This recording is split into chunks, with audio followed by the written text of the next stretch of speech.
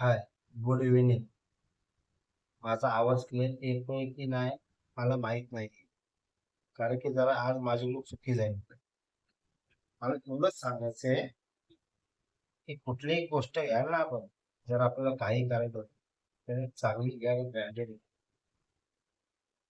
कारण की मी आज फसलो गेलोय. इतक्या दिवस झालं मी शूट करतोय. म्हणजे शूट म्हणजे कसं आहे की आता एक 2 फेब्रुवारीला माझा नवीन चॅनल ओपन केलाय युट्यूबवर. परफॉर्म म्हणजे परफॉर्म परफॉर्म म्हणजे PRAKOM आणि पुढे 2604 चॅनलचं नाव आहे माझं PRAKOM 2604.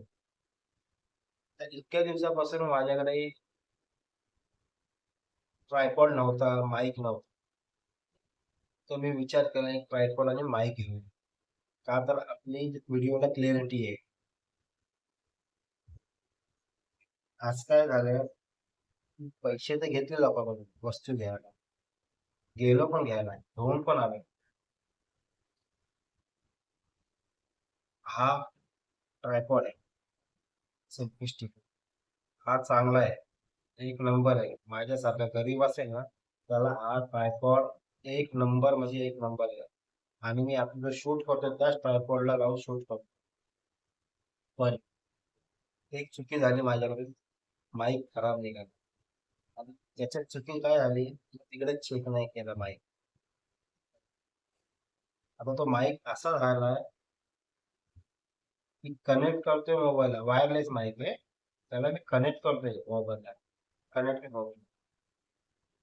मी तुम्हाला माईक दाखवतो. K8 म्हणून आहे, K8. हा बघा, याच्यावर तर एवढं लिहिलेलं आहे की लाईव्ह शो करू शकता, इंटरव्ह्यू देऊ शकता तुम्ही. परत ब्लॉग आणि शॉर्ट व्हिडिओसाठी चांगला आहे. पण मी खरं सांगतो मित्रांनो, हा त्याचा कनेक्टर आणि हा तो माईक कामच करत नाही. ही ग्रीन लाईट कंटिन्यू चालू. ही तुम्हाला लाईट दिसत कंटिन्यू चालू. मी त्याला ऑफ हे बटन दाबतोय बघा, हे त्याचं स्विच ऑफ आणि स्विच ऑफचं बटन आहे. हे बटन दाबून ठेवतो त्याचा ऑफ न होते ऑन न होत. म्हणजे एवढा फॉल्ट देतो हा माईक. मला असं नाही बोलायचं की ह्या कंपनीचा माईक हा खराब आहे.